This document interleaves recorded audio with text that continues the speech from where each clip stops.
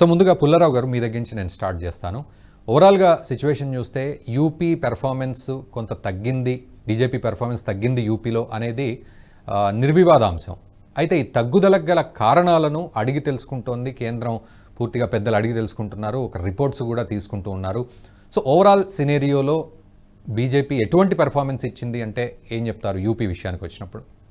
Alliances కుదిరేతో ఎక్కడైతే వినపడుతుందండి, వినపడుతోంది sir, వినపడుతోంది. ఎక్కడైతే అలయన్సెస్ కాంగ్రెస్ పార్టీకి ఆపోజిషన్ కుదిరిందో బీజేపీ సరిగ్గా చేయలేదు, ఎక్సెప్ట్ బీహార్. ఎందుకంటే వాళ్ళు మెయిన్ థింగ్, మీకు 35% 40% ఓట్లు ఉత్తరప్రదేశ్ లో పడిందంటే తక్కువ కాదు, చాలా పెద్ద వ్యవహారం. కానీ ఆపోజిషన్ యునైట్ అయిపోయింది కదా. ఒక మేజర్ మిస్టేక్ ఈ రిపోర్ట్స్ తెప్పించుకోవటం. ఎవరు డిస్టర్బ్ చేస్తున్నారో చెప్పండి. వంశతిలక్ గారు ఒక్కసారి మ్యూట్ లో ఉండండి దయచేసి.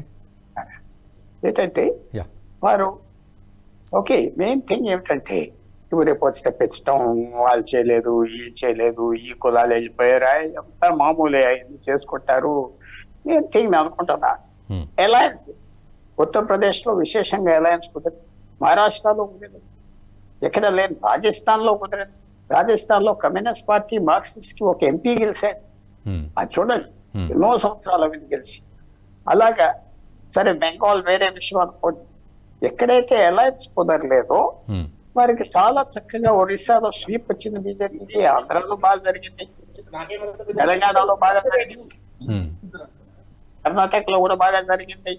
సో మీరు ఈ రిపోర్ట్స్ తెప్పించుకోవటం అవన్నీ బాగానే ఉంటాయి, కానీ ఆఖరికి స్ట్రాటజిక్ ఫెయిలియర్ ఈ అలయన్సెస్ భారతీయ పార్టీలు కాంగ్రెస్ పార్టీ కలవటం, అది ఒక పెద్ద చాలా వ్యతిరేకం బీజేపీకి వచ్చింది. ఓట్లు కలిసింది, విరోధులు కలిసిపోయారు. నేను మీ షోలో అన్నాను, చాలా షోలో అన్నాను, ఇది టాక్టికల్ గా మనం ఆలోచిస్తాం, స్ట్రాటజిక్ గా మన మాట వింటారు, ఎవరో చేస్తారు అని కాదు. అనవసరం ఆయన విరోధం మమతా బెనర్జీతో, అరవింద్ కేజ్రీవాల్ తో, కేసీఆర్ తో బీజేపీకి పవర్ పోయే వరకు వచ్చేసారు. చాలా ఇంకో 15-20 సీట్లు పోయింటే పోయింది గవర్నమెంట్. అంతే, అందరికి తెలిసిన విషయమే. మనం చెప్పుకున్నా, వాళ్ళు చెప్పుకున్నా, వీళ్ళు చెప్పుకోపోయినా అది ఈ కేజ్రీవాల్, మమతా బెనర్జీ, కేసీఆర్ తెలంగాణలో కాంగ్రెస్ పార్టీని దూరం చేశారు. వాళ్ళ రాష్ట్రాలు ఢిల్లీలో, పంజాబ్ లో, తెలంగాణలో, బెంగాల్లో అలాంటి నాయకులు 80 ఎంపీలు ఉన్న చోట వాళ్ళ మీద పడి, ఈ పాలిటిక్స్ లో 2 రకాలు, మీకు ఓటైనా వేస్తారు, లేకపోతే అపోజిషన్ డివైడ్ అయిపోతాలి. ఆ మాత్రమైనా చేసుకోవచ్చు కదా. నాకు కనపడేది ఏంటంటే ఉత్తరప్రదేశ్ లో కారణాలన్నీ వస్తున్నాయి, కరెక్ట్, ఎంతో దూరం అక్కర్లేదు. ఒక Ayodhya seat, Faizabad seat study చేస్తే అడ్మినిస్ట్రేషన్ ఆ గుడి కట్టిన వాళ్ళు ఏం చేశారు, 1,00,000 మందిని తరివేశారు, 55,00,000 మందిని అక్కడి నుంచి తరివి వాళ్ళకి డబ్బు ఇవ్వలేదు, అదేదో ఘోరంగా బయట తరివిస్తే ఎలా చేస్తారు. అలాగా అలాంటి మిస్టేక్స్ చేశారు. కానీ ఆపోజిషన్ యునైట్ అయిపోయింది కాబట్టి ఇది ఎలాగ సర్జరీ చేస్తారు. ఇప్పుడు ఏం చేసినా ఉత్తరప్రదేశ్ లో ఆ అలయన్స్ బలంగా వెళ్తా ఉంటే బీజేపీకి ప్రాబ్లం వస్తారు. ఆ అలయన్సెస్ భారతదేశంలో ఎలాగా ట్యాకిల్ చేస్తారు. ఫర్ ఎగ్జాంపుల్ ఒక పాయింట్ చెప్తున్నా, బీహార్ లో నితీష్ కుమార్ డిసెంబర్ 2023 వచ్చాక ఆయనతో పాటు చిన్న పార్టీ 2, 3 కూడా వచ్చి అక్కడ అలయన్స్ ఆపోజిషన్ బీజేపీ కుదరలేదు. 30 సీట్లు వచ్చినాయి, 40, లేకపోతే అక్కడ కూడా 15-20తో అయిపోయింది బీజేపీ. అందువల్ల ఇది మీరు ఎన్ని రిపోర్ట్స్ ఇచ్చినా వాళ్ళే లేదు, వీళ్ళు చేయలేదు, అఫీషియల్స్ చేయలేదు, ఎంత కరెక్టే, అదే మళ్ళీ చేయరు కూడా. మీరు అపోజిషన్ ని డివైడ్ చేయగలరా లేదా, అది మేము చేయలేకపోతే ఎన్ని ప్రయత్నాలు చేసినా యాంటీ ఇన్కంబెన్స్ అనే జబ్బు ఓల్డ్ ఏజ్ లాగా తప్పకుండా వస్తుంది. ఎంత ఎక్సర్సైజ్ చేసినా, ఎంత డైట్ చేసినా స్లోగా వస్తుంది. So I don't give much importance to all this. Uttar Pradesh లో అలయన్సెస్ మీరు ఎలాగ పెట్టగలుగుతారు, ఎలాగా, అది politics. British divide and rule చేశారు, ప్రతి చక్రవర్తి డివైడ్ అండ్ రూల్ చేశారు, ప్రతి ఎంపైర్ సామ్రాజ్యం చేశారు. అది మీరు చేసుకోకపోతే ఇంకేంటి మీరు చేసేది. ఓకే కిషోర్ తుపాటి గారు వారు అన్నట్లుగా, సో అలయన్స్ని కట్టడి చేసే విషయంలో కొంత ఫెయిల్ అయినట్టుగా తెలుస్తున్నప్పటికీ కూడా ఇక్కడ దాదాపు నా దగ్గర ఒక 10 రీజన్స్ ఉన్నాయి యూపీలో పూర్తిగా బీజేపీ ఎందుకు అంటే ముందడుగు వేయలేని పరిస్థితి అనే విషయంలో చాలా విషయాలు ఉన్నాయి. అంటే కుర్మి మౌర్య క్యాస్ట్ వాళ్ళు బీజేపీ నుంచి వెళ్ళిపోవడం, ఇందాక వారు అన్నట్లు ఇవన్నీ కూడా వన్ ఆఫ్ ది రీజన్స్ అయినాయి. దళితుల ఓట్లు కొంత దూరం అవ్వడం, ఇదంతా కూడా.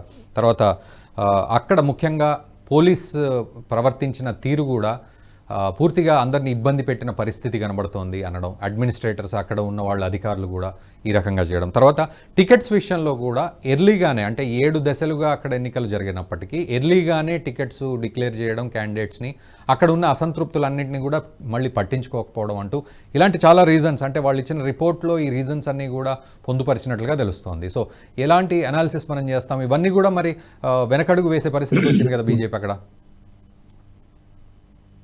నమస్తే రఘునందన్ గారు, పుల్లారావు గారు నమస్తే, వంశతిలక్ గారు నమస్తే, అండ్ NHTV ప్రేక్షకులందరికీ కూడా నా హృదయపూర్వక నమస్కారం. రఘునందన్ గారు,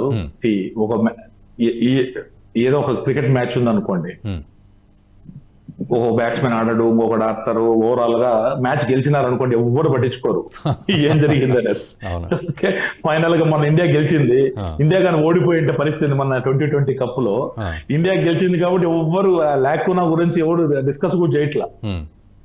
ఒక ఓవర్ లోనే అక్షర్ పటేల్ 23 రన్లు ఇచ్చాడు, దాని గురించి ఎవరు డిస్కస్ చేయరు.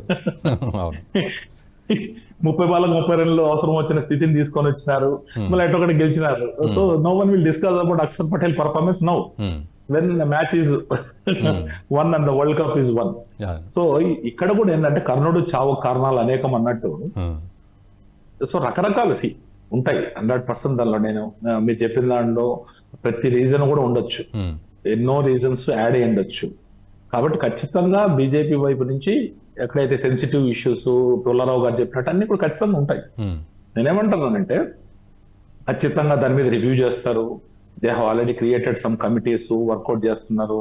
మన యాక్చువల్లీ ఈరోజు యొక్క టాపిక్ కూడా అదే కదా, కేశవ్ ప్రసాద్ మౌర్య. వీళ్ళది కేశవ్ ప్రసాద్ మౌర్య గురించి చెప్పాలనుకుంటే ఆయన మన ఎలక్షన్ లో ఓడిపోయాడు, ఎమ్మెల్యే, తెలుసు మీకు. In spite of that party gave him as a deputy CM. అవునవును, ఆయన ఓడిపోయాడు, ఎలక్షన్ లో ఓడిపోయాడు, పార్టీ డిప్యూటీ సీఎం ఇచ్చింది. ఎక్కడైనా కొంచెం చిన్న ఇది ఉన్నాయనుకోండి, ఎట్లయినా యోగి ఆదిత్యనాథ్ అనేది assertive person.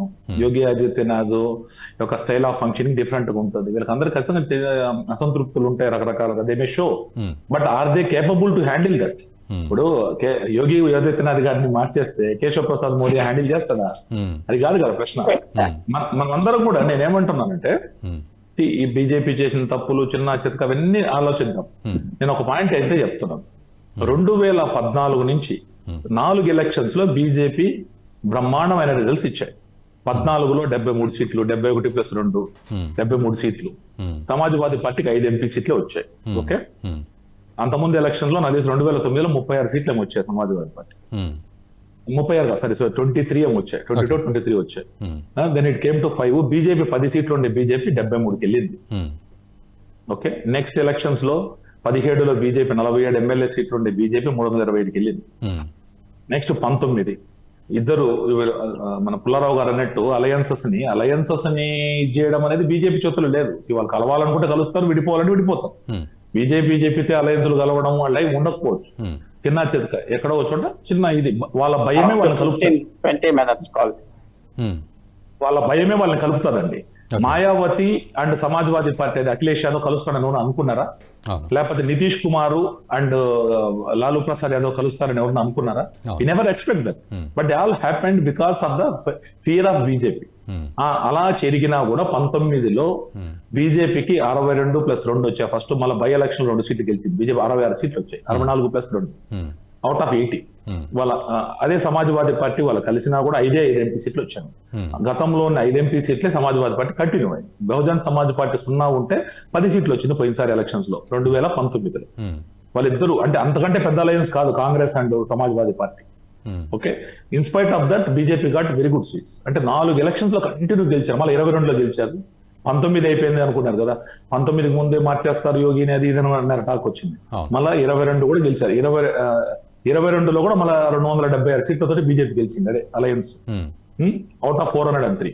So 4 continuous elections జరిగి మిగతా యొక్క ప్రతిపక్షాలందరూ కూడా ఘోరాది ఘోరంగా ఓడిపోయి ఈ రోజు 2024లో కూడా కాంగ్రెస్ ఇప్పుడు సోకాల్డ్ మేము ఇది అనుకుంటున్న కాంగ్రెస్ స్ట్రైక్ రేట్ ఎంత అంటే 17 సీట్లు నిలబడిన కాంగ్రెస్ 6 సీట్లు గెలిచిందండి.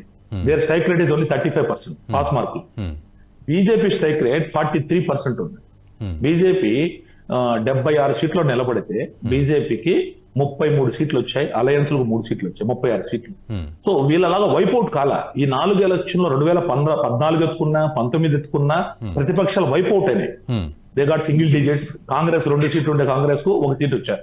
2014లో 2 ఎంపీ సీట్లు వచ్చింది కాంగ్రెస్. అంతమంది 21 ఎంత వచ్చాయి కాంగ్రెస్ 2009లో. 2014లో దే గాట్ ఓన్లీ 2 ఎంపీ సీట్లు. 2019కి వచ్చారు 1 ఎంపీ సీటే కాంగ్రెస్. ఈ రోజు కూడా ఎక్కువే కదా, 6 ఎంపీ సీట్లే వచ్చారు even in spite of the alliances. So మాది రెండుటి పర్ఫార్మెన్స్ ఎట్లా చూడాలంటే మనం జనరల్ గా we have to compare Apple to Apple అంటాం కదా. అలాంటి పరిస్థితుల్లో నేను ఒక సింపుల్ ఎగ్జాంపుల్ చెప్తానండి. ఇప్పుడు రాహుల్ గాంధీ గారు అంత కన్విన్సింగ్ గా అంత ధైర్యం ఉందంటే రాయబరేలి ఎందుకు రిజైన్ చేయాలి నా పాయింట్ అయితే. ఈ రోజు మళ్ళా గెలుస్తామనే నమ్మకం ఉంటే ఆ అలయన్సెస్ కి అదంటారా? రాయబరేలి రిజైన్ చేయకుండా. So that is one thing we need to understand. So ఖచ్చితంగా మీరు చెప్పిన పాయింట్లు అయితే చాలా డిస్కస్ చేయొచ్చు. మళ్ళీ మిగతా ప్యానెల్ పెద్దలు కూడా అవకాశం ఇద్దాం మాట్లాడండి.